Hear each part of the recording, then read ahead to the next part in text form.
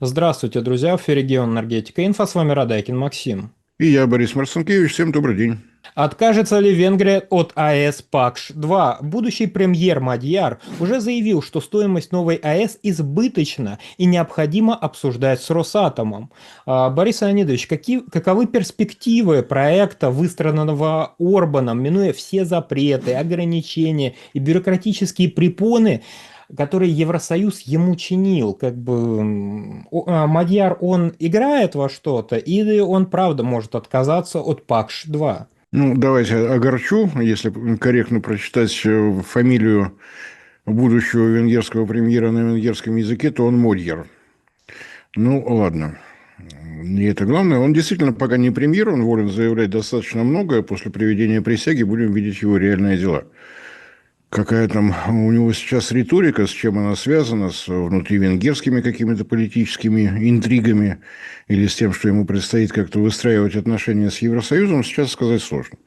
То есть, на самом деле, все, что мы от него слышим, надо делить то ли на два, то ли на три.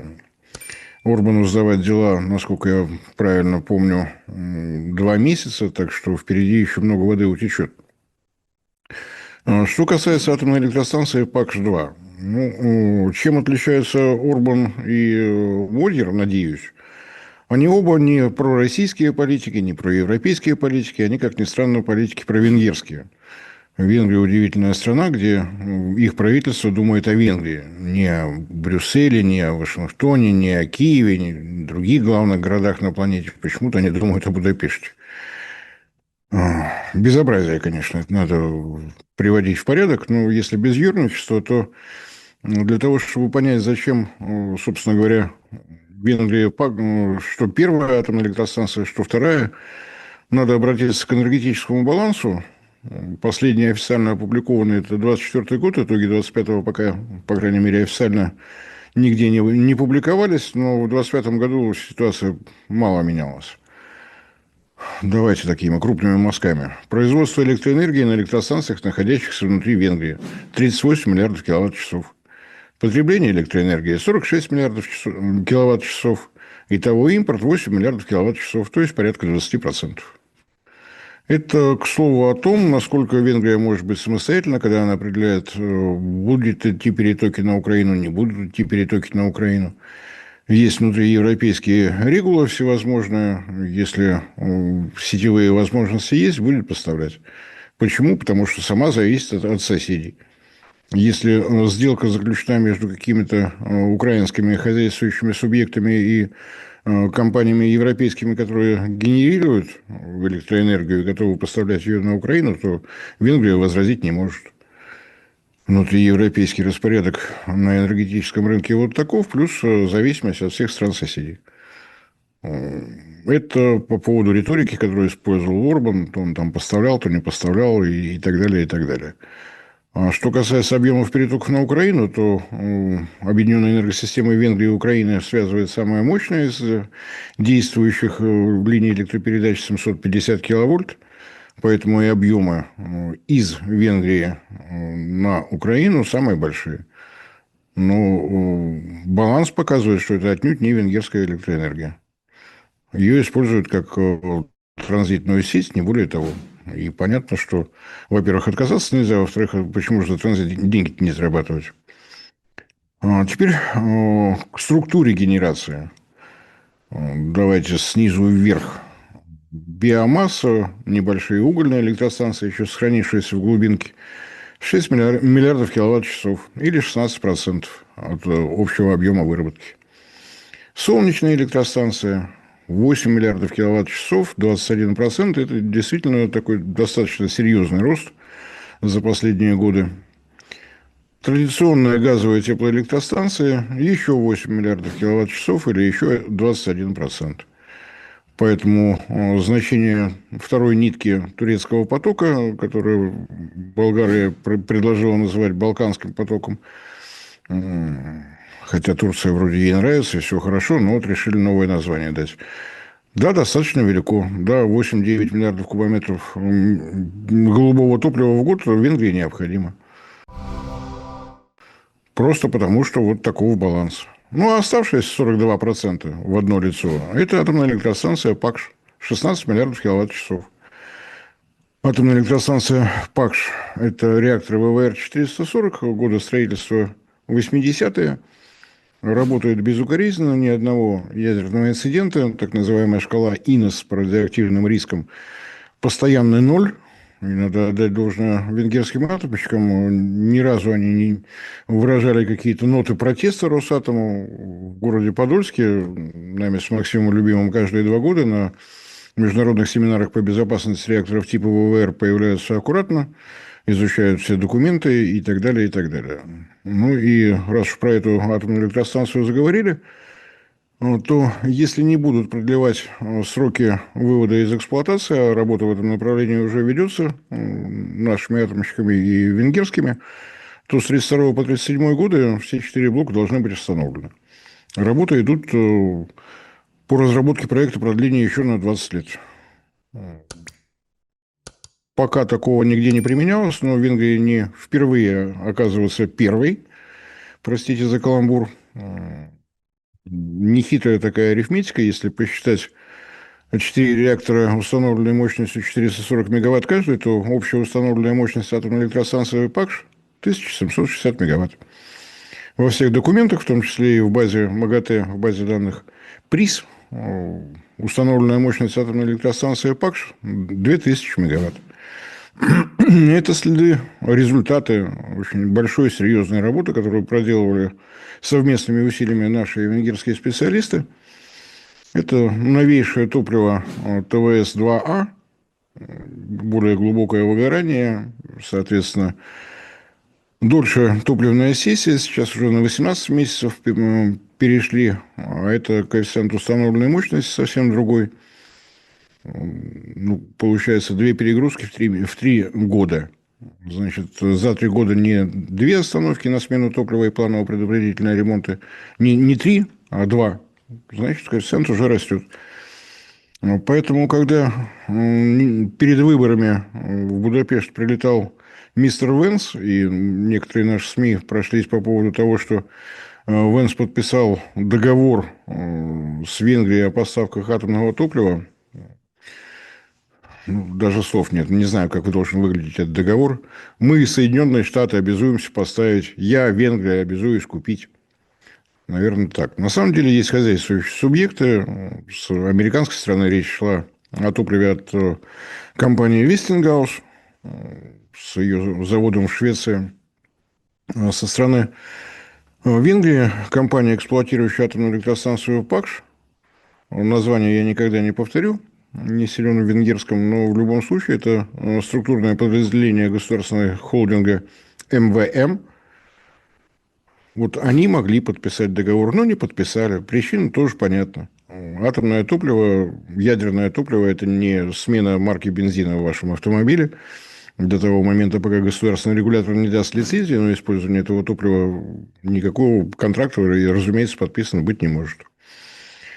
Государственный регулятор Венгрии, ХЭА, никуда не торопится. Порядок уже отработан на примере Чехии, куда не очень удачно в свое время поставили топливо от Вестингаус без дополнительных проверок. Сейчас алгоритм совершенно определен.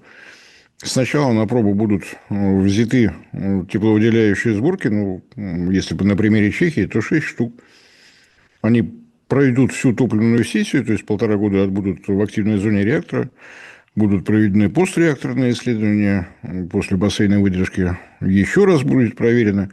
И только после этого можно будет думать о том, чтобы выдавать лицензию. Так что, если процесс начнется прямо сейчас, то закончится он году к 30-му в лучшем случае.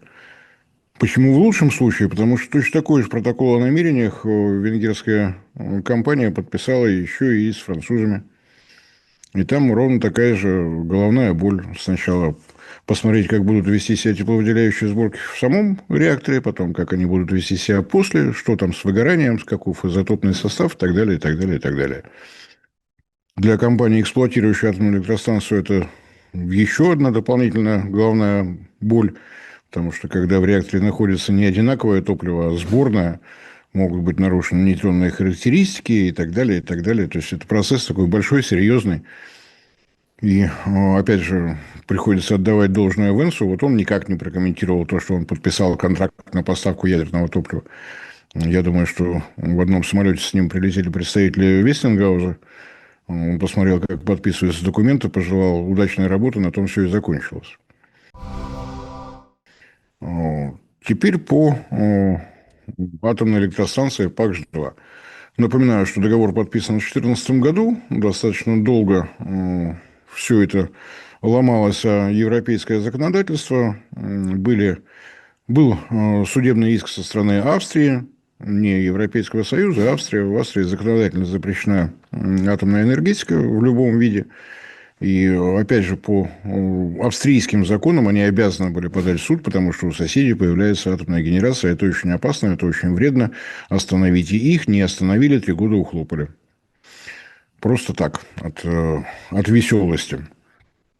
При этом надо отдать должное, кстати, если уж мы про европейские всевозможные вещи говорим, то антиядерных настроений в Венгрии нет и не было.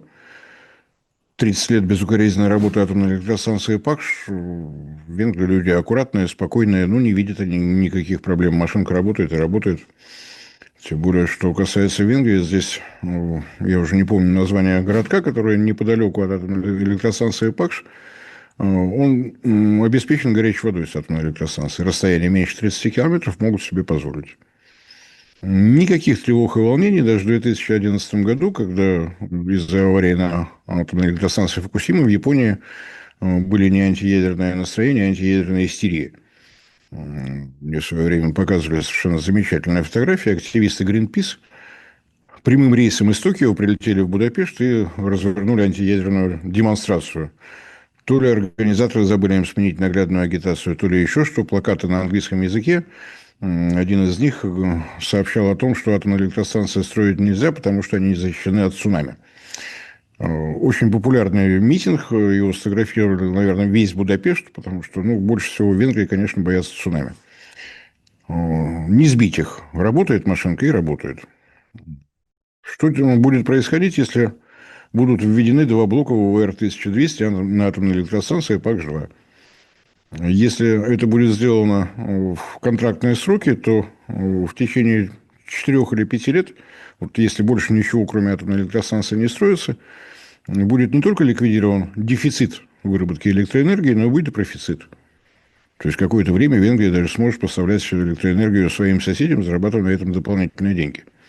Ну, а если говорить серьезно, то вот на тот момент предполагаем, что по каким-то причинам ХЭА, государственный регулятор Венгрии, зарубит проект продления работы реакторов ПАКШ. Первый, давайте ее так называть, чтобы было понятно, о чем говорим. То что будет? 2400 мегаватт, 2 блока ВВР-1200, установленная мощность атомной электростанции ПАКШ-1, 2000, все равно прибавка есть. Мало того, поскольку реакторы ПАКШ-1 не будут выключаться одновременно, они не в один год были построены, поэтапно, в Венгрии появляется время, чтобы спокойно, без спешки, без суеты, тщательно все взвесив, рассчитать свою электросеть национальную, посмотреть, сколько можно еще поставить солнечных электростанций, насколько сети надо расширить, поставить, может быть, где-то накопители, где-то еще какие-то решения. Они выигрывают время на то, чтобы вот все это решить. Может быть, за это время что-то изменится на газовом рынке, и они смогут себе позволить дополнительную газовую электростанцию. Или выяснится, что все крики по поводу декарбонизации на фоне новых технологий сжигания угля, которые используются не только в Китае, о чем все любят повторять, но и в Японии ультрасверхкритика освоена. И, может быть, наступит отрезвление о том, что в резерве надо держать угольные электростанции, вернется на землю Европы. Во всяком случае, временной люфт они на этом получают.